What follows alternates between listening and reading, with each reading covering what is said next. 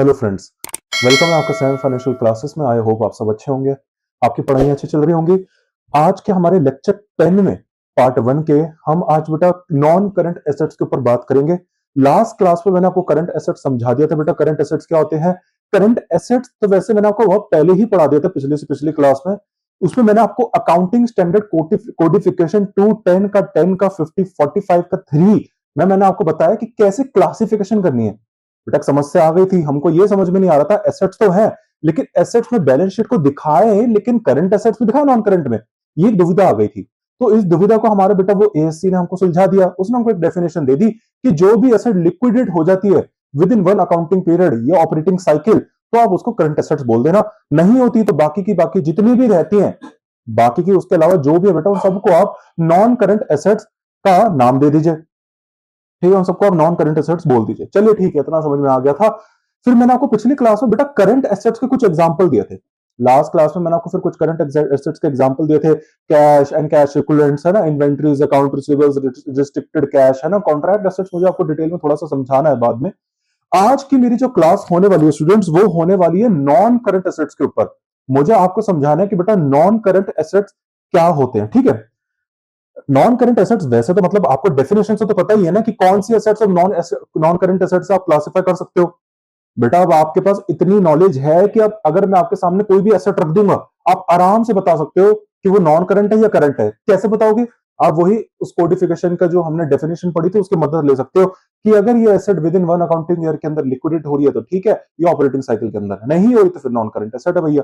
ठीक है, लेकिन आज आज हमें कुछ एग्जांपल्स पे गौर देना है। आज मैं कुछ आपको एग्जांपल्स पढ़ाऊंगा स्टूडेंट्स। ठीक है, मैं आज आपको कुछ एग्जांपल्स पढ़ाने वाला हूं कि नॉन करंट एसेट्स के कौन कौन से एग्जांपल हो रहे हैं। चलिए ठीक है, स्टडी मैथ्स में बेटा बहुत सारे एग्जांपल्स दे रखे हैं। ठीक है, तो मैं आपको उन्हीं एग्जांपल से ही करा देता हूं क्योंकि आपके पास स्टडी मैथ्स हो गई है ना बेटा, स्टडी मैथ आपके पास हो गई ही, तो उसी ही स्टडी मैथ से मैं आपको क्या होगा, क्या कहते हैं, कराने की वो करता हूं, क्या कहते हैं, कोशिश करता हूं। ठीक है, कोशिश क्या बेटा, कराना तो उसी से ही पड़ेगा क्योंकि उसके बिना बेटा आपको समझ में नहीं आएगा।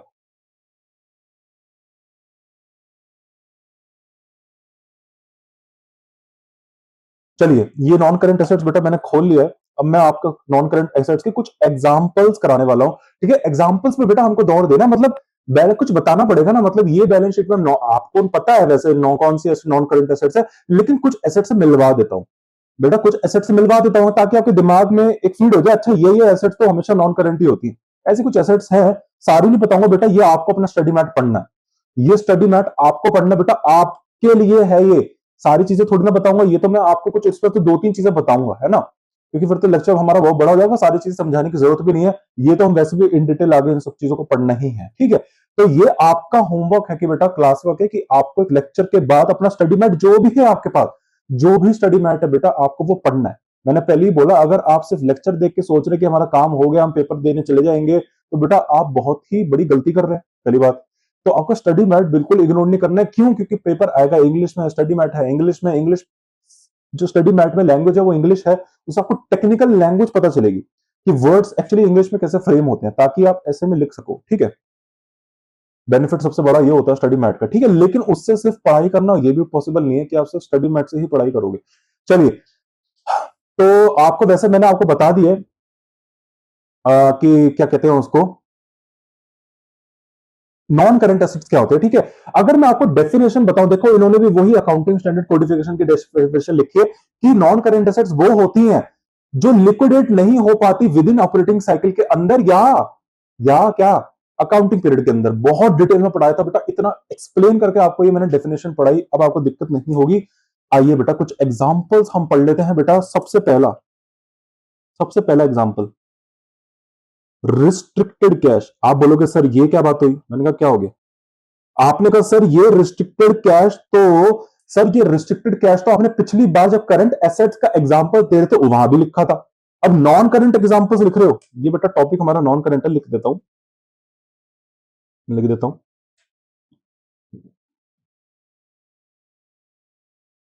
नॉन करंट एग्जाम एसेट्स हमारी। ठीक है, तो सर आप बोलोगे आपने पिछली बार भी एग्जांपल दिया नॉन करंट एसेट्स का, सर इस बार भी आप ये रिस्ट्रिक्टेड कैश में दे रहे हो। पिछली बार जब आपने करंट एसेट समझाया है बेटा, पहली बात तो आपको जो मेरे लेक्चर्स देखना सीक्वेंस में देना, ऐसे नहीं आप 7th लेक्चर देख के सीधा 10th लेक्चर पे आ गए, ऐसा तो आपको बेटा सब ब्लैंक ही जाएगा, ठीक है? क्योंकि मैंने बीच बीच में जो चीजें समझा रखी हैं वो लिंगर ऑन हो रही है मेरे दूसरे लेक्चर्स में, ठीक है? अब मैं वो कंसेप्ट दोबारा नहीं समझाऊंगा, इसके लिए बेटा जो ऑलरेडी देख चुके हैं उनके लिए तो बहुत लंबी हो जाएगी लेक्चर, है ना? तो आपको सीक्वेंस फॉलो करनी है। तो रिस्ट्रिक्टेड कैश, आई नो, मैंने आपको करंट एसेट जब मैं आपको समझा रहा था मैंने आपको वहां पे भी समझाया था, लेकिन बेटा रिस्ट्रिक्टेड कैश आपने शायद ध्यान से पिछली क्लास में गौर नहीं करा। मैंने आपको यह बोला था कि रिस्ट्रिक्टेड कैश करंट एसेट भी हो सकता है और नॉन करंट एसेट भी हो सकता है, क्योंकि वो डिपेंड करता है आपने ये जो कैश रोक के रखा है, ये डिपेंड करता है ये जो आपने कैश रोक के रखा है ये लॉन्ग टर्म के लिए रोक रखा है या शॉर्ट टर्म के लिए। अगर आपने बेटा एक कैश रोक के रखा है, अभी पिछली क्लास में रिस्ट्रिक्टेड कैश क्या होता है वो मैं आपको समझा चुका हूं, मेरी पिछली क्लास को रेफर करिए। रिस्ट्रिक्टेड कैश एक्चुअली वो कैश होता है, नाम से समझे, जो आपने किसी पर्पस के लिए, स्पेसिफिक पर्पस के लिए रिस्ट्रिक्ट करके रखा है, कैश एंड कैश इक्विवेलेंट से अलग से निकाल के रखा है। क्योंकि मैंने आपको बताया था कैश एंड कैश इक्विवेलेंट्स, मैंने आपको बताया था बेटा जो कैश एंड कैश इक्विवेलेंट्स होता है ये वो पैसा होता है जो आप यूज कर सकते हो अपने धंधे को चलाने के लिए, वो लिक्विड कैश हो सकता है। कैश एंड कैश इक्विवेलेंट्स अगर आपको बैलेंस शीट में दिखता है इसका मतलब है कि ये धंधे का फ्री कैश है, इसको धंधा कभी भी यूज कर सकती है, कभी भी निकाल सकती है अपने, चाहे पार्टी कर ले, कुछ भी कर ले, फ्री में कुछ भी कर ले बेटा, जीरो भी कर दे, आराम से यूज कर सकती है, कोई चक्कर नहीं है, किसी का होल्ड नहीं है, कोई मेंटेन नहीं करना, कुछ नहीं करना। लेकिन रिस्ट्रिक्टेड कैश बेटा आप कैश एंड कैश इक्विवेलेंट से अलग से निकाल के बनाते हो, ये दिखाने के लिए यूजर्स को जो आपके बैलेंस शीट पढ़ रहे हैं कि भैया ये जो हमने पैसा निकाल के रखा है ये ऐसी नहीं है कि आप इसको यूं यूज कर लो, ये हमने किसी स्पेसिफिक पर्पस के लिए दे रखा है। और वो स्पेसिफिक पर्पस क्या है बेटा, वो स्पेसिफिक पर्पस हमेशा नोट्स टू अकाउंट्स में लिखा रहता है। देखिए ऐसे लिखा होता है रिस्ट्रिक्टेड कैश, ऐसे रिस्ट्रिक्टेड कैश करके लिखा होता है, ठीक है, ऐसे रिस्ट्रिक्टेड कैश करके लिखा होता है, और फिर उसके नीचे ऐसे एक एक ऐसे एस्ट्रिक, देखो ऐसे एक एस्ट्रिक मार्क दिखा दिया जाता है बेटा, ये देखिए ऐसे एक एस्ट्रिक मार्क दिखा दिया जाता है ना, और ऐसे फिर आप जब नीचे जाएंगे तो नोट्स टू अकाउंट्स में लिखा रहता है। चलिए मैं आपको एक बैलेंस शीट का रियल बैलेंस शीट दिखाता हूं उसमें कैसे बनती है, ठीक। हाँ जी फ्रेंड्स, तो आपको ये चीज दिख रही होगी कि बेटा मैंने आपके सामने ये एक बैलेंस शीट खोल कर रख दिया, ठीक है। तो यहाँ पे एक ये ओरिजिनल बैलेंस शीट है बेटा एफएसपी कॉप, ठीक है, एक ये बैलेंस शीट है, सैंपल बैलेंस शीट है, ठीक है। तो सैंपल बैलेंस शीट में देखिए बेटा एक यहाँ पे कैश एंड कैश इक्विवेलेंट्स आपको दिख रहा है, जी सर दिख रहा है, ये कैश एंड कैश इक्विवेलेंट्स आपको दिख रहा है, हाँ जी। अब इसके नीचे देखिए बेटा रिस्ट्रिक्टेड कैश करके, रिस्ट्रिक्टेड कैश करके, ये रिस्ट्रिक्टेड कैश अब आप समझे ये कैश एंड कैश इक्विवेलेंट्स में जुड़ा नहीं है, ये देखिए ये रिस्ट्रिक्टेड कैश का जो अमाउंट है बेटा ये कैश एंड कैश इक्विवेलेंट्स में जुड़ा नहीं है, ये अगर जुड़ा होता है इसका मतलब ये फंड आप आराम से यूज कर सकते हो, लेकिन कैश एंड कैश इक्विवेलेंट से निकाल के कंपनी ने एक अलग से फंड बना रखा है और उसको नाम दे दिया रिस्ट्रिक्टेड कैश। इसका मतलब ये एक ऐसा कैश है जो रिस्ट्रिक्टेड है, इसका मतलब ये एक ऐसा कैश है बेटा जो रिस्ट्रिक्टेड है, आप इसको यूज नहीं कर सकते, ये किसी स्पेसिफिक पर्पस के लिए लिखा गया है। अब कौन सा स्पेसिफिक पर्पस बेटा, यूजर्स तो बोलेंगे, फाइनेंशियल स्टेटमेंट के कुछ यूजर्स है वो बोलेंगे भैया आप हमको बताओ, एक्सप्लेनेशन दो आपने किस पर्पस के लिए, जैसे ऑडिटर्स हैं, ऑडिटर्स आएंगे वो बोलेंगे ठीक है लेकिन वो बताओ किस पर्पस के लिए आपने उसको रोक रखा है। तो बेटा ऐसे देखिए एक ऐसे देखिए फुटनोट बना दिया जाता है, ये देखो उसके आगे एक मतलब नोट दिखा देते हैं कि देखो अगर आपको जानना है, अगर आपको जानना है किस पर्पस के लिए तो आप यहाँ पे देखिए नोट नंबर 1 में जा सकते हैं। ये नोट, ये जो नंबर डाला जाता है ये नोट्स टू अकाउंट्स होते हैं बेटा, उसके कॉलम्स उसका सीरियल नंबर होता है, उसका सीरियल नंबर डाल दिया 1, मतलब नोट्स टू अकाउंट के सीरियल नंबर 1 में आपको इसकी एक्सप्लेनेशन मिल जाएगी। चलिए जाके देखते हैं नीचे, ये एक सैंपल है तो इस पे इतना नहीं लिखा होगा, रियल में ऐसे ही होता है बेटे, देखिए आप देख सकते हैं सब में ऐसे हो रहा है, ये देखिए ये ऐसे नोट्स टू अकाउंट्स बेटा डाले जाते हैं। अब ये देखिए ये डेटा देखो notes to consolidated financial statements, इसे कहते हैं नोट्स टू अकाउंट्स, ठीक है। अब आप देखिए ये बेटा क्या होता है, ये अकाउंट ये कोड्स है बेटा, वही मैंने आपको बताया स्टैंडर्ड एफएएसबी बहुत सारे कोड्स बनाता है, तो SX5O2 का बेटा ये कोड दूसरा है, ये आपके सिलेबस में नहीं है, सीपीए लेवल्स में। चलिए तो उसमें ये दिखा रखा है उसके मुताबिक require segregation on the balance sheet of the funds legally restricted है बेटा as to withdrawal including compensating balances। इसका मैंने पिछली क्लास में आपको एग्जांपल दिया। ऐसे क्या होता है कभी कभी बताओ, इसे मैंने बोला था ना loan with compensating examples balances, ये आपके सिलेबस में भी है, मैं आपको सेक्शन बी में पढ़ाऊंगा। इसमें क्या होता है कभी कभी आप बैंक से लोन लेने जाते हो, है ना, तो बैंक से जब आप लोन लेने जाओगे तो कभी कभी बैंक क्या करता है आपके प्रिंसिपल में से कुछ अमाउंट काट के होल्ड करके रखता है। मतलब अगर आप 1 लाख रुपए का लोन लेने जाओगे तो बैंक क्या करेगा 10,000 रुपए उसमें से ऑलरेडी काट के देगा, 90,000 रुपए दे पाएगा आपको, 90,000 दे। आपने लोन कितना लिया 1 लाख, वो कह रहे नहीं 10,000 आपको हमारे यहाँ पे ऑल डाटा मेंटेन करना ही पड़ेगा, रख के रखो, बाई चांस आप दिवालिया निकल गए, आप डिफॉल्ट हो गए, एटलीस्ट हम लोन का 10,000 रुपए तो रिकवर करें आपसे। ये लॉजिक होता है। डिटेल लॉजिक आपको वहां दूंगा, अभी तो बहुत इजी वे में बता दिया। यहां पे सुनो बेटा, बड़ी मोटी बात है। The provision of any restriction should be described in a footnote. मैंने आपको बोला था बेटा, देखो जो भी आप रिस्ट्रिक्शन कर रहे हो, जो भी आप रिस्ट्रिक्शन कर रहे हो, वो should be described in a footnote.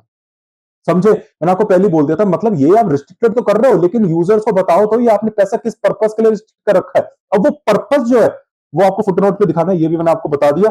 ठीक है, अब सुनो, अब वो जो बेटा पर्पस है आपका, अब वो जो आपका पर्पस है, अब वो पर्पस बेटा शॉर्ट टर्म भी हो सकता है, लॉन्ग टर्म भी हो सकता है। जैसे अगर आपको कोई शॉर्ट टर्म आपने लोन लिया था, अब शॉर्ट टर्म लोन करने के लिए आपने अलग से पेमेंट अलग से निकाल के रखी कि भाई साहब दिसंबर में इस साल के एंड में मुझे बताओ ये लोन की पेमेंट करनी है, तो मैंने अलग से रिस्ट्रिक्टेड कैश बना के दे दिया, तो बेटा वो तो आप इस साल के अंदर अंदर पे कर दोगे ना। तो बेटा ये तो शॉर्ट टर्म हो गया, इसलिए उसको हमने शॉर्ट करंट एसेट्स में बना के रखा है। लेकिन बेटा वो ही अगर आपको लॉन्ग टर्म के लिए अलग बना के रखना है, जैसे एक 5 साल का लोन है बेटा, 5 साल का लोन आपने ले रखा है, उसके पेमेंट बेटा ऑब्वियसली फिर आपको कब देनी है? 5 साल बाद देनी है। उसकी फिर आपको पेमेंट बेटा 5 साल बाद देनी है ना। तो लेकिन आपने क्या करा बेटा, फंड अभी से अलग बना के रख दिया। फॉर एग्जाम्पल आपने देखा होगा, जैसे बेटा हमारे पेरेंट्स, हम बचपन में पढ़ाई कर रहे होते हैं, लेकिन फ्यूचर स्टडीज वगैरह के लिए बताओ क्या करते हैं, शुरू से ही एक अलग से सेविंग्स बना के रखते हैं ना, उसमें इकट्ठा करते रहते हैं कि आगे जाके हायर स्टडीज करेगा, पैसे की जरूरत पड़ेगी तो वो वाला फंड यूज कर लेंगे, है ना। तो फ्यूचर में चाहिए, लेकिन पैसा अलग से सेव करके रखते हैं, अलग से बना के रखते हैं, वो रिस्ट्रिक्टेड होता है, उसको छेड़ते नहीं है। ऐसी ही ये कंपनी भी लॉन्ग टर्म ऑब्लिगेशन पे करनी है, अभी नहीं करनी, बाद में करनी है, लेकिन अभी से ही उसका फंड बना के रख रहे हैं, क्योंकि भाई हो सकता है बाद में जब उसको पे करने की बारी में पैसा ही ना हो, तो अभी से ही फंड बना के रख रहे हैं। अब अभी से बना के, लेकिन पेमेंट तो बाद में देनी है, फ्यूचर में देनी है, तो बेटा वो लॉन्ग टर्म एसेट में डाल, उसको लॉन्ग टर्म एसेट में डाल देंगे। उस फंड को, रिस्ट्रिक्टेड कैश को बेटा, वो है रिस्ट्रिक्टेड कैश, आप यूज नहीं कर सकते, क्योंकि वो हम किसी चीज के लिए सेव कर रहे हैं। किसके लिए? एक लॉन्ग टर्म बोरिंग हमने ली थी, उसको बाद में पे करना 5 साल बाद, लेकिन वो करनी तो 5 साल बाद है, तो बेटा आप अभी उसको करंट एसेट्स में नहीं दिखा सकते। लॉजिक है ना बेटा, करंट एसेट्स में तो नहीं दिखा सकते। करंट एसेट्स में तो तब दिखाते हैं जब वो इसी साल पेमेंट हो जाती, लेकिन वो इस साल तो नहीं हो रही, 5 साल बाद हो रही है, मतलब 1 साल अकाउंटिंग पीरियड के बाद हो रही है, ऑपरेटिंग साइकिल के बाद हो रही है। डिटेल में समझाया बेटा, इससे ज्यादा डिटेल में कोई नहीं समझा सकता, तो ठीक है। तो लॉन्ग टर्म पर्पस के लिए, मतलब अगर आपने बना रखा है तो फिर आप उसको नॉन करंट एसेट्स में दिखाइए। ठीक है सर, समझ में आ गया। चलिए बेटा अब आगे बढ़ते हैं। बस यही मुझे आपको समझाना था बेटा, इसमें बहुत सारे स्टूडेंट्स को कंफ्यूजन हो जाती है एक्चुअली कभी कभी। बेटा आज आपको चीज पढ़ानी है मार्केटेबल सिक्योरिटीज में। अभी मैंने आपको वैसे पिछली क्लास में समझाया था बेटा, मैंने आपको पिछली क्लास में ही समझा दिया था, मार्केटेबल सिक्योरिटीज दोनों हो सकती है, करंट एसेट्स भी और non current assets. ASC 210 sir वही वाला लिख रहे हो क्या? हाँ बेटा, लेकिन इसमें गेम है। 45 का 1F बेटा, ASC 210 का 45, ओ 10 तो लिखा ही नहीं बेटा, सॉरी, यहां पे एक 10 लिखना भूल गया बेटा।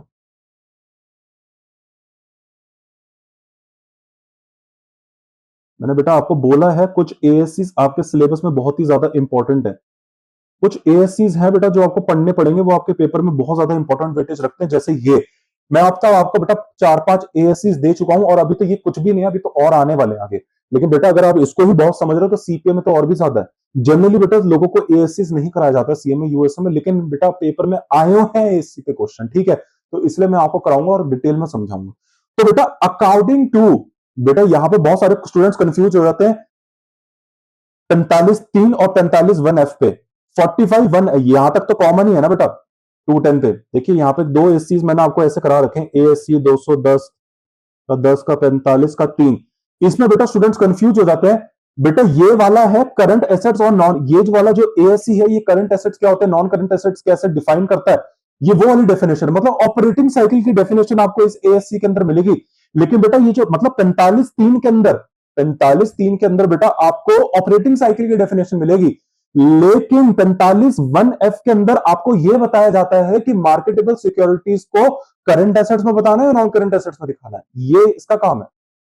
बेटा ये बहुत डिटेल ASC है, ये तो मैं आपको बहुत शॉर्ट में बता देता हूं, आप इसको ये मत लेके बैठ जाना सिर्फ इतना ही है, और भी है, ठीक है। इस पे पूरी एक अलग से क्लासेस बनती है बेटा, काउंटिंग स्टैंडर्ड कोडिफिकेशंस पे, वो आपके सिलेबस में नहीं है, ठीक है। तो अभी आप इतना समझो।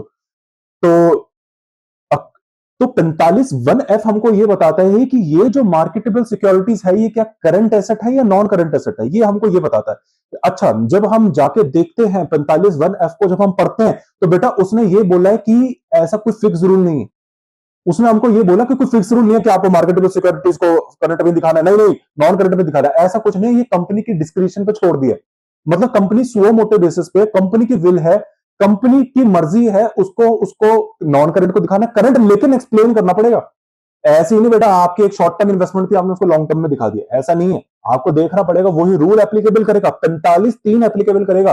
45(3) बेटा ये ऑपरेटिंग साइकिल वाला, अगर वो एसेट लिक्विडेट हो जाती है, मतलब आपकी मार्केटेबल सिक्योरिटीज अगर वो कैश में कन्वर्ट हो रही है, जैसे एफडी 3 महीने की है तो बेटा 3 महीने के अंदर अंदर कैश में कन्वर्ट हो जाएगी, फिर बेटा ये नॉन करंट नहीं है, करंट में दिखाना पड़ेगा।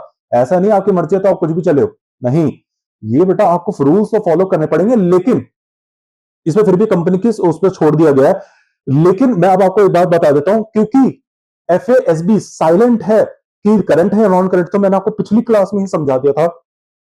अगर पेपर में क्वेश्चन आ जाता है कि मार्केटेबल सिक्योरिटीज, बस लिख देता मार्केटेबल सिक्योरिटीज, अब बोल रहा है बताओ करंट है नॉन करंट, तो आपको डिटेल में ऐसे में अगर आता है तो आपको डिटेल में लिख के आना है according to accounting standard codification 210-10-45-1F, ठीक है, उसके अकॉर्डिंग, क्योंकि कुछ भी चीज गिवन नहीं है कि ये करंट एसेट है या नॉन करंट एसेट के लिए, ऑपरेटिंग साइकिल के लिए भी गिवन नहीं है, तो it is safe to assume that this marketable security is a current asset.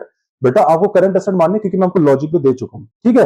लेकिन अगर आपको बेटा नॉन करंट एसेट्स में मार्केटेबल सिक्योरिटीज गिवन है तो बेटा दिमाग लगाने की बिल्कुल जरूरत नहीं है। इसका मतलब ऑब्वियसली ये चीज 1 साल से ज्यादा लिक्विडेट होने में टाइम ले रही है, मतलब लंबी इन्वेस्टमेंट है। साफ साफ बता दिया बेटा, ये जो तीसरा है ना ये वाला, ये तो जान है इस पूरे सेक्शन ए की, ये वाला टॉपिक जो मैंने आपको बताना है ना, ये वाला तीसरा, बेटा अच्छा खासा हमारा सीएमए यूएसए का लेक्चर सेक्शन ए का ये लेके जाएगा, प्रॉपर्टी प्लांट एंड इक्विपमेंट। मुझे आपको बताना बेटा प्रॉपर्टी प्लांट एंड इक्विपमेंट पहले तो होते क्या है, यूएस गैप के अकॉर्डिंग, बेटा ये बहुत ही डिटेल टॉपिक है प्रॉपर्टी प्लांट एंड इक्विपमेंट। पहले तो आपको समझाना है प्रॉपर्टी प्लांट एंड इक्विपमेंट होते कैसे, फिर इस पर डेप्रिसिएशन बताना है, फिर इनकी वैल्यूएशन बताना है कि यूएस गैप के according property plant and equipment की वैल्यू कैसे करते हैं, इसको बैलेंस शीट में दिखाते कैसे हैं।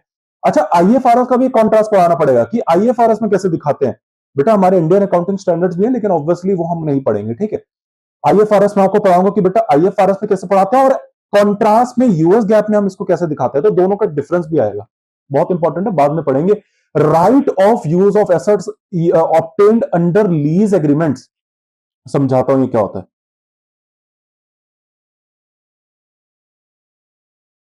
बेटा मैं बताता हूं आपको, कभी आपने देखी होगी जैसे बड़े बड़े फ्लाईओवर्स वगैरह बनते हैं, आपने देखा होगा ना, कभी आप जाते हैं फिर वो एमसीडी है ना, कार्य प्रगति पे, वर्क इन प्रोग्रेस, आपने बड़े बड़े फ्लाईओवर्स बनते हुए देखा होगा, या कोई भी आपने कंस्ट्रक्शन अगर चल रही है गवर्नमेंट की, आप देखते होंगे बड़ी बड़ी क्रेन्स होती हैं, बड़ी बड़ी मशीनरीज होती हैं जो वहां खड़ी होती हैं। सोचो फॉर एग्जाम्पल जो हमारे एक अच्छी खासी रेपुटेड है वो एल एंड टी है बेटा, है ना, है ना, कंस्ट्रक्शन है ना, कंस्ट्रक्शन कंपनी ये एक है, इंजीनियरिंग है ये। तो एल एंड टी कंपनी क्या है बेटा, बड़े बड़े गवर्नमेंट प्रोजेक्ट्स इसने ले रखे हैं, बहुत अच्छे खासे गवर्नमेंट प्रोजेक्ट से बनाती है, इसके पास आज भी है, रेपुटेड है। चलिए ठीक है, तो एग्जांपल के तौर पे मानते हैं एल एंड टी के पास एक कॉन्ट्रैक्ट है। बेटा एक टॉपिक है वैसे तो कॉन्ट्रैक्ट कॉस्टिंग, उसमें मैं आपको समझाऊंगा कि कॉन्ट्रैक्ट्स की कॉस्टिंग कैसे करते हैं, ठीक है, वो आपको सेक्शन डी में पढ़ाऊंगा मैं, बहुत इंपॉर्टेंट है, हालांकि बहुत अंडररेटेड टॉपिक है, सीएमए यूएसए में इतना आता नहीं है वो, ठीक है। तो बेटा सेक्शन मैं क्या कह रहा था, L and T for example मान लेते हैं एल एंड टी कंपनी है, ठीक है सर। बेटा एल एंड टी कंपनी के पास एक कॉन्ट्रैक्ट आया है फ्लाईओवर बनाने का। अच्छा बेटा, आप वैसे तो एक एल एंड टी बहुत बड़ी कंपनी है, उसके पास एक बड़ी बड़ी मशीनरीज आप देखते होंगे बेटा, जब भी आप प्रोजेक्ट साइट पे जाते हैं बड़ी बड़ी मशीनरी होती है, क्रेन होती है ना, बहुत ऊंची ऊंची। आपको क्या लगता है बेटा वो एल एंड टी कंपनी की है? हालांकि एल एंड टी बहुत बड़ी कंपनी है, वो अफोर्ड भी कर सकते हैं। फॉर एग्जाम्पल मान लो इनिशियल कोई और कंपनी है, चलो ठीक है, जो छोटी कंपनी है, लेकिन वो बड़ी बड़ी कंपनीज, आपको क्या लगता है बड़ी बड़ी क्रेन्स वो क्या उन कंपनीज की होती होंगी? नहीं बेटा, वो उनकी नहीं होती, वो तो करोड़ों करोड़ों की तो वो होती हैं, क्या कहते हैं, क्रेन्स होती हैं, वो कंपनी यूज नहीं करती। बेटा वो दो तरीकों से चलती है, एक तो हायर परचेज होता है, जनरली हायर परचेज पे लिया जाता है उनको, असली नाम वैसे इसका हायर परचेज है। ये मैं आपको सीपीए लेवल और एसीसीए लेवल पे पढ़ाता, लेकिन मैं आपको लीज समझा रहा हूँ, लीज का कंसेप्ट क्या करते हैं, ये मशीनरीज बेटा ऑब्वियसली कंपनी अफोर्ड नहीं कर सकती, क्योंकि बेटा अगर कंपनी को खरीद लेगी इतना अच्छा खासा कैपिटल खर्चा, तो कैपिटल इन्वेस्टमेंट तो इसमें लग जाएगी। बेटा कंपनी इनका क्या, ये तो बस एक प्रोजेक्ट बनाएंगे फिर चले जाएंगे, लेकिन और मशीनरी का खर्चा लेकर रख लिया।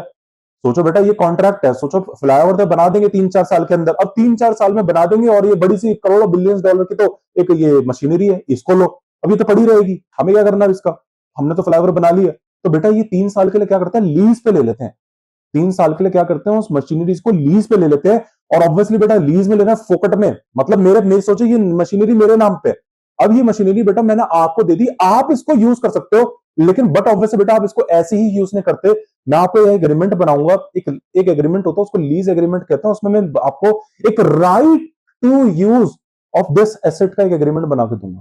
मतलब बेटा आप इस एसेट को मेरी परमिशन के बिना ऐसे यूज नहीं कर सकते, अगर मैं आपको एसेट दे भी सकता हूं, ऐसे यूज नहीं कर सकते, आपको मेरे से परमिशन लेनी पड़ेगी इस राइट टू यूज का। तो एक बात बताओ, आपने मेरी एसेट यूज कर रहे हो, आप एसेट यूज कर रहे हो फोकट में बेटा, फोकट में ऑब्वियसली मेरी एसेट है, अब आप इस एसेट को यूज कर रहे हो ना बेटा, अब आप इससे अपना काम कर रहे हो, तो बट ऑब्वियसली मैंने आपको एक राइट ऑफ यूज दिया, तो बेटा ये मेरा एक राइट है, ये राइट मैंने आपको दे दिया। बेटा ये मशीनरी तो मेरे नाम पे है ना, ये आपको एक बात बताऊं, बैलेंस शीट में आप ये दिखाते नहीं हो राइट ऑफ यूज, ये लीज, ये जो एसेट्स होती है आप इसको दिखाते नहीं हो। देखिए बैलेंस शीट में बेटा मैंने आपको बोला है, एक मशीनरी मान के चलते हैं बेटा, एक मशीनरी है, ठीक है मशीनरी है, छोड़ो पहले की अब जितनी बातें, मशीनरी है बेटा। मैंने आपको बताया पहले से ही फर्स्ट क्लास में, देखिए अगर किसी स्टूडेंट में ध्यान से सुन रहे हो उसको अंदर ये डाउट आना चाहिए, अभी मेरी बात सुनो, बैलेंस शीट में मशीनरी है, अब आपको मैंने पहले से ही बता दिया किसी एसेट को अगर हमको बैलेंस शीट में दिखाना है तो उनको बेटा 3 एलिजिबिलिटीज का पूरा करना जरूरी है। कौन सा, पहला आप उसके मालिक होने चाहिए, मतलब ये जो मैंने एसेट बैलेंस शीट में दिखा रखे इसका मतलब आप ही इसके मालिक हो, आप इसके मालिक हो, वर्ड सुनो ध्यान से, ओनर हो। दूसरा आपने इसको खरीदा हो, ठीक है पास्ट ट्रांजैक्शन है। तीसरा आपको इससे बेनिफिट आ रहा हो, ओके बेटा सबसे पहले तो इसकी बेटा आप ओनर होने चाहिए, लेकिन यहां पे एक बात बोलो, इस केस में इस केस में देखो बेटा, ये जो हमने मशीनरी दिखा रखी है बेटा, मैं इसका ओनर नहीं हूं, आप इसके सॉरी ओनर नहीं है, आप मान के चलो आप एक कंपनी हो, आपको एक मशीनरी चाहिए थी, लेकिन आपने कहा यार इस मशीनरी को खरीदेंगे, खरीद के रख लेंगे, हमारा काम तो 3-4 साल में डन हो जाएगा, पड़ी रहेगी, धूल खाएगी और हमारा पैसा भी लग गया, एक काम करते हैं उसको लीज पे ले लेते हैं 3 साल की। तो बट ऑब्वियसली बेटा आप मेरे से मैं इस कंपनी का, इस मशीनरी का मालिक हूं, मैंने कहा चल ठीक है मशीनरी उठा के ले जा, तो ऑब्वियसली बेटा मैं आपको एक राइट ऑफ यूज दूंगा, क्योंकि बेटा आप इस मेरी एसेट को उठा के तो ले जाओगे लेकिन इसको यूज नहीं कर सकते, तो आपको इसको यूज करने की परमिशन चाहिए होगी ना। जैसे बेटा आपके पापा की कार है, तो आप बेटा पापा से पूछोगे कि पापा ये कार ले जाओ, तो right of use of this asset मिलेगी ना आपको।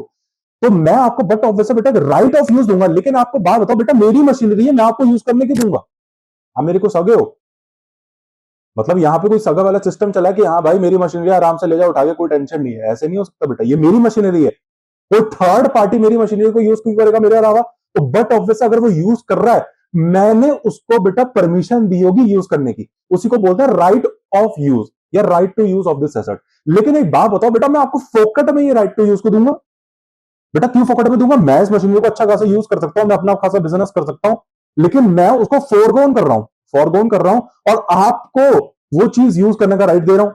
बेटा वो तो मेरी मशीनरी मैं यूज कर सकता हूं, लेकिन मैं ना अपने आप को ना यूज करके आपको वो यूज करने के लिए दे रहा हूं, तो बेटा फोकट में तो मैं आपको ये परमिशन दूंगा नहीं, तो आपसे पैसा लूंगा, उस पैसे को ही लीज रेंट बोलते हैं, ठीक है, उस पैसे को बेटा लीज रेंट बोलते हैं, ठीक है सर लीज रेंट बोलते हैं, इसको आप पीएनएल अकाउंट में दिखा सकते हैं। खैर इसके भी कुछ तरीके होते हैं, ऐसे भी दिखाते हैं, एक सेक्शन ए के अंदर बेटा पूरा यूनिट है लीसेस पे, बहुत इंपॉर्टेंट है, सीएमए यूएसए सिलेबस के लिए आ ही जाता है बेटा, ऑल्टरनेट करके कभी ना कभी, तो आप इसका ट्रेंड देखिए, हर 2 अटेम्प्ट में हर एक अटेम्प्ट छोड़ के तो आ ही जाता है ये topic, lease rent, lease topic, ठीक है। तो मैं वहां आपको दिखाऊंगा लीज को कैसे वैल्यूएशन होती है, 2 लीज होती है, short term lease, long term lease, कैसे दिखाया जाता है, इंटरेस्ट कैसे कैलकुलेट किया जाता है, बैलेंस शीट में लायबिलिटी में कैसे दिखाया जाता है, राइटिंग ऑफ कैसे होती है, सब वहां डिटेल में पढ़ेंगे। खैर तो बेटा मेरी एसेट थी, तो आपने कहा चल लीज पे लेता हूं, आप मेरे पास आए, आपने कहा सर आपके पास ये मशीनरी पड़ी है आप यूज कर रहे हो, मैंने कहा नहीं मैं तो यूज नहीं कर रहा, आपने कहा मुझे दे दो आप, मैंने कहा चल ले जा, लेकिन बेटा ऑब्वियसली मैं आपको इस राइट टू यूज आपको इसके करने का दे रहा हूं, तो फोकट में तो नहीं दूंगा, तो आपसे एक इसका बदले पैसा लूंगा। मैंने कहा भाई मेरा राइट है भाई, तो तुम यूज कर रहे हो तो लो भाई, मुझे इसका पैसा भी तो दो। आपने कहा ठीक है ले पैसा दो, तो बेटा बट ऑब्वियसली ये लीज के अंदर आप मुझे पैसा दे रहे हो, तो इसको लीज रेंट बोलते हैं। लीज रेंट मतलब आप एक तरीके से मेरी मशीनरी 3 साल के लिए रेंट पे ले ली ना, तो आप रेंट का पैसा दोगे, लेकिन क्योंकि रेंट एग्रीमेंट नहीं है लीज एग्रीमेंट, तो लीज रेंट बोलते हैं। लेकिन यहां पे अब एक कैच आ गया बेटा, क्या कैच आ गया सर, बेटा यहां पे कैच क्या है क्या आप इस मशीनरी के ओनर हो? नहीं।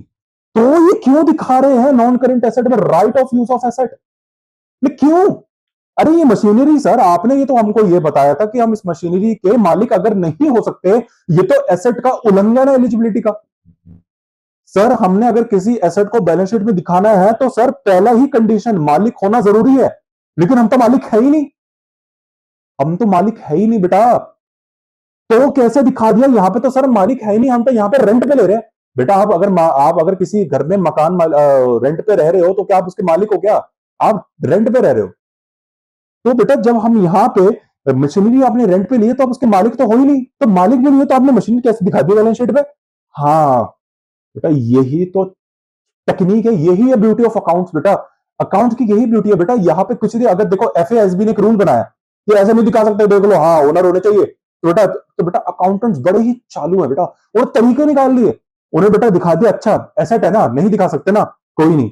उन्होंने नाम बदल दिया बेटा, उन्होंने नाम बदल दिया, इसका नाम मशीनरी करके नहीं दिखाया, राइट ऑफ यूज दिखा दिया बेटा, राइट ऑफ यूज करके। मतलब ये तो एक राइट है जी सर, ये तो एक राइट है, हमारे पास एक राइट है, इस राइट का तो मालिक हूं ना मैं बेटा, मेरे पास एक राइट है, इस राइट का तो मालिक हूं मैंने, एक राइट खरीदा है किसी से।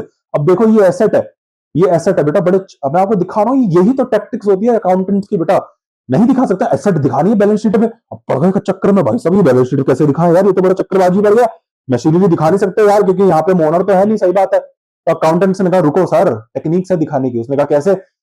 सर मशीनरी तो हमारे, अगर मशीनरी लिख देंगे तो सरकार आ जाएगी, अरे ओ तुमने मशीनरी कैसे लिख दी, तुम उसका मालिक हो क्या? मैंने कहा नहीं नहीं बेटा, नाम बदल दिया, बस नाम बदल दिया मशीनरी का, राइट ऑफ यूज दिखा दिया।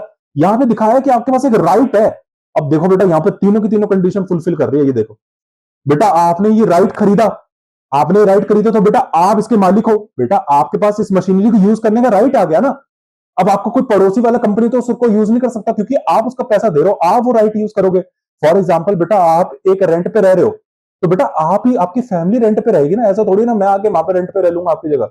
ऑब्वियसली बेटा आप रेंट पे रह सकते हो क्योंकि आपका राइट है, आपने लैंडलॉर्ड को रेंट देख के उसका राइट खरीद लिया, मैं यहाँ पे रह सकता हूँ पूरे महीने आराम से रेंट पे, आपका राइट है, तो किसी पड़ोसी को तो है नहीं। तो बेटा आप उस राइट के ओनर हो, आप उस राइट के ओनर। बेटा यहाँ पे शब्द बदल गए हैं, पहले मशीनरी के ओनर है, मशीनरी का तो ओनर हो नहीं, लेकिन राइट का तो ओनर हूं बेटा, राइट का तो ओनर हूं, तो बेटा राइट के ओनर हो गए, हाँ जी ओनर हो गए, राइट के ओनर हो गए, हाँ जी हो गए सर, हो गए ओनर, ठीक है बेटा, राइट के ओनर हो गए। बेटा ये राइट आपने क्या फोकट में खरीदा है? नहीं बेटा, पास ट्रांजैक्शन हुई है इन्वॉल्व। बेटा इस राइट को खरीदने के लिए आपने मुझे एक लीज रेंट दिया है, बेटा आप रेंट पे रह रहे हो तो फोकट में थोड़ी ना रह रहे हो, लैंडलॉर्ड का रेंट देते हो, तो बेटा ट्रांजैक्शन भी हो गई, बहुत सही, ट्रांजैक्शन भी हो गई। क्या इससे बेनिफिट आ रहा है? तो बेटा बेनिफिट तो आ ही रहा है। अरे आपने मशीन, आपने ये राइट यूज कर लिया तो बेटा अब आप इसको राइट यूज कर पा रहे हो, आपके पास एक राइट है तो आप इस मशीनरी को यूज कर पा रहे हो। एग्जाम्पल के तौर पर आप रेंट पे रह रहे हो, आपके पास राइट है तो बेटा बेनिफिट यूज कर रहे हो ना वहां पे रेंट पे रहने का, आराम से इस महीने की सर्विसेज यूज कर रहे हो। ऐसे ही बेटा आपके पास ये मशीनरी है, आप इसका, आपके पास राइट है इसको यूज करने का, तो बेटा धंधे में इसको यूज कर रहा हो तो उसको धंधे से आपको बेनिफिट मिल रहा है, पुल बनाने में मदद कर रहा है, फ्लाईओवर बनाने में मदद कर रहा है, यूनिट्स बनाने में मदद कर रहा है, टाइम सेव हो रहा है मशीनरी की वजह से, लेबर कम लग रही है। तो बेटा तीनों की तीनों कंडीशन फुलफिल हो गई और बैलेंस शीट में आ गया वही अमाउंट, बस नाम बदल गया। तो बेटा टेक्निक्स बहुत है, ये टेक्निक्स बहुत है, और ये भी एफएएसबी भी इस पर हैरान हो गया यार, बड़ा कमाल लोग हैं यार, इन्होंने तो सारी चीजें ही बदल दी भाई साहब। हमने तो सोचा था कि यहाँ पे मशीनरी दिखा नहीं पाएंगे, लेकिन उन्होंने तो नाम बदल के मशीनरी को दिखा दिया, नाम बदल दिया बेटा, नाम बदल दिया। मशीनरी दिखाते तो फिर एफएएसबी आ जाता है, वो मशीनरी का तो तू ओनर ही नहीं, कैसे दिखा दिया तूने? बेटा उन्होंने कहा अच्छा राइट का तो ओनर हूं, मशीनरी यूज करने का राइट का तो ओनर हूं ना, एक राइट तो है ना मेरे पास, तो बेटा राइट का क्योंकि आप ओनर हो तो वो आप दिखा सकते हैं। आई होप बेटा आप ये कंसेप्ट समझे होंगे। बेटा ये कुछ चीजें हैं जो आपको बहुत डिटेल में मुझे समझानी थी, इसलिए मैं आपको समझा रहा हूं। अगर ये आप ऐसे पढ़ोगे तो आपके बेटा मन में हो सकता है ये डाउट आता ही नहीं, मैंने आपके अंदर ये डाउट जगाया। लेकिन कुछ स्टूडेंट्स हैं जिनके अंदर ये चीज आ सकती है कि सर ये क्या हो रहा है, right of use of assets पता नहीं क्या है, मतलब मशीनरी तो हम यूज नहीं कर सकते, हम ओनर भी नहीं है, लेकिन हमने फिर भी दिखा रखा, तब ही एक्सप्लेनेशन आपको दिखा रखी है।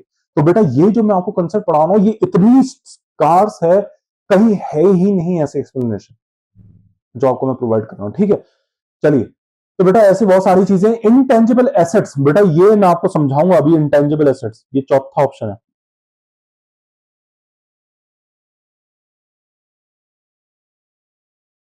चौथी है बेटा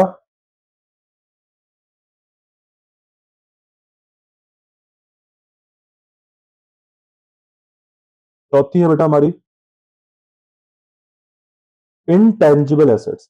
अब आ जाओ बेटा इंटेंजिबल एसेट्स के ऊपर। बेटा पूरी की पूरी चर्चा अब हमारी इंटेंजिबल एसेट्स के ऊपर होने वाली है। एग्जांपल्स आपके लिए कुछ लिख देता हूं, अगर टेंशन मत करिए, मैं कुछ एग्जांपल्स आपके लिए लिख देता हूं अगर आपको समझ नहीं आ रहा तो। इंटेंजिबल एसेट्स वैसे बेटा हम 11th क्लास से पढ़ते आ रहे हैं, 11th क्लास से पढ़ते आ रहे हैं बेटा। दो टाइप ऑफ एसेट्स होती है, अभी मैं आपको बताऊंगा। एग्जांपल बेटा लिख देता हूं, जैसे क्या हो रहा है, पेटेंट्स। बेटा जैसे हो गए पेटेंट्स, ठीक है, पेटेंट्स हो गए, कॉपीराइट्स हो गए,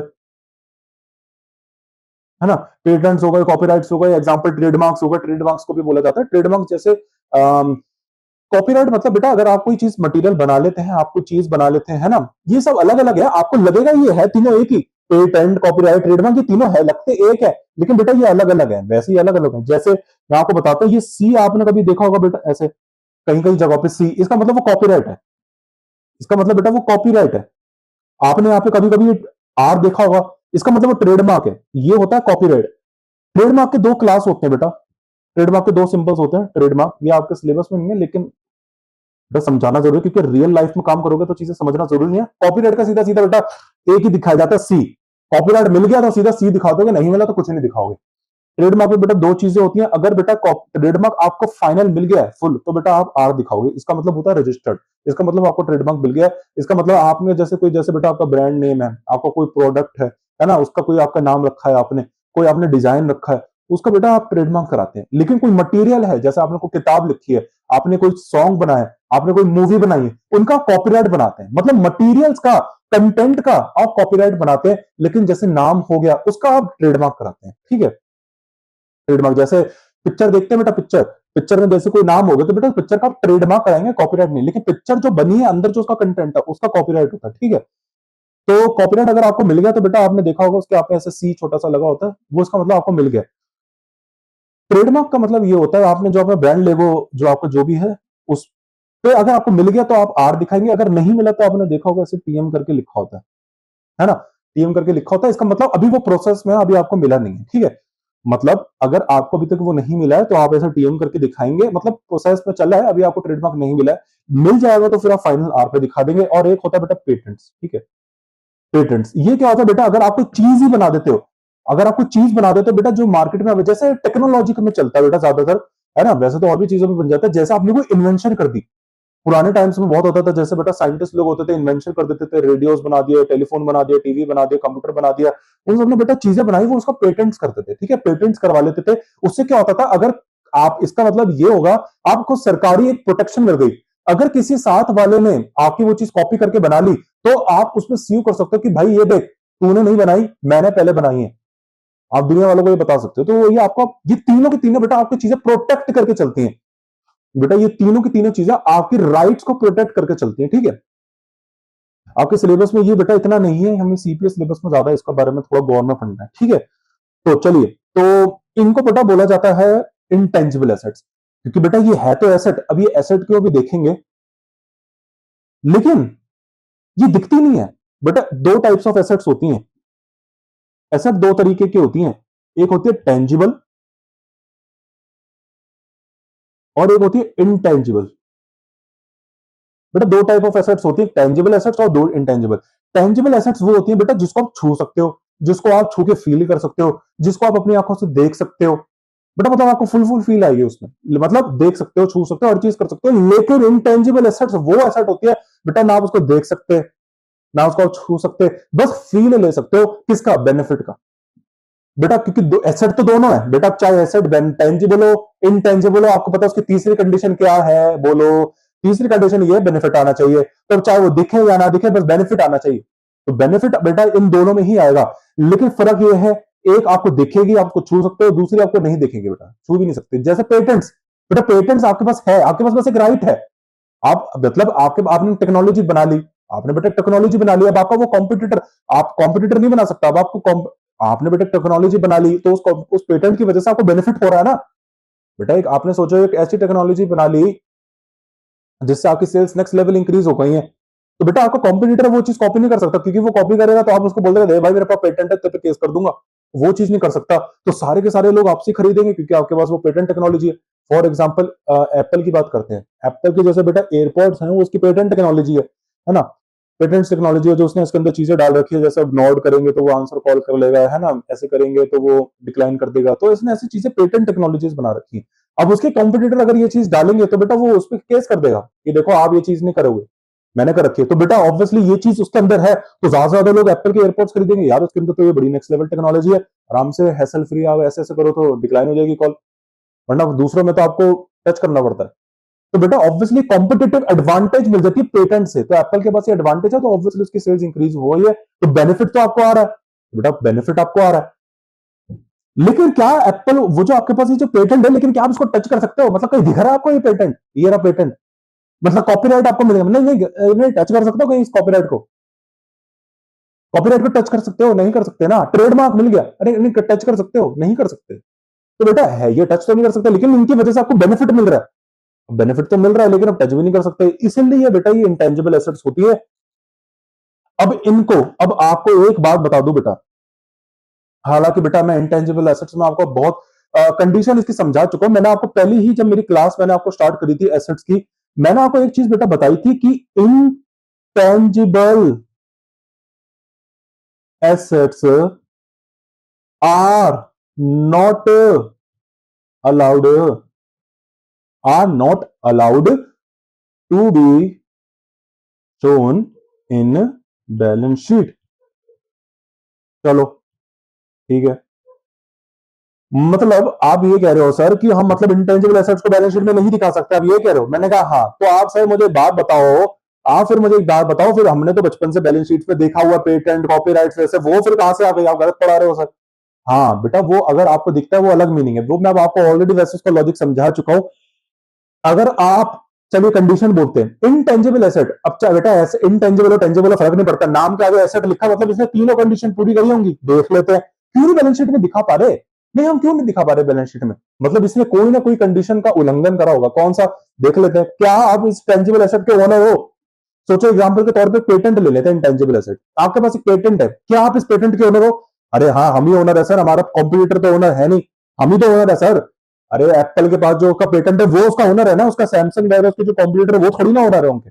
हाँ तो ठीक है सर, दूसरी पहली कंडीशन तो पूरी है, दूसरी कंडीशन बेनिफिट मिल रहा है, हाँ बेनिफिट भी मिल रहा है सर, एप्पल को बेटा उस पेटेंट की वजह से बेनिफिट मिल रहा है, कॉम्पिटिटर्स उसके कॉम्पिटिटर्स को उसने उसका निंदा उड़ा रखी है उसने, वो बेचारे सोच रहे हैं यार इसके पास नेक्स्ट लेवल टेक्नोलॉजी आ गई यार, तो बेटा उसको बेनिफिट भी मिल रहा है क्योंकि सेल्स इसकी इंक्रीज हो रही है उसकी वजह से। लेकिन तीसरा, क्या उसको वो जो पेटेंट मिला है उसने उसके लिए कोई पास ट्रांजैक्शन करी है, बेटा इस कंडीशन को वो नहीं पूरा कर पा रहा। आप कह रहे हो मतलब बेटा वो जो पेटेंट एप्पल ने बनाया है, पेटेंट जो एप्पल के पास है वो उसने इंटरनली डेवलप करा है, उसने अंदर अपने साइंटिस्ट रखे हैं, साइंटिस्ट लोगों ने रिसर्च एंड डेवलपमेंट में R&D पे काम करा है, वहां पे खुद पेटेंट डेवलप करा है, तो बेटा वो तो उन्होंने अंदर चीज बनाई है, तो बेटा बनाई है तो किसी से खरीदा नहीं है, बेटा यहां पे कंडीशन ये है कि आपको किसी से चीज खरीदनी है, मतलब आपका खर्चा लगना चाहिए, तो आप बोलोगे सर पेटेंट डेवलप करने में खर्चा लगा है ना, अरे वो कॉस्ट इनकर नहीं है, वो तो आपका इंटरनली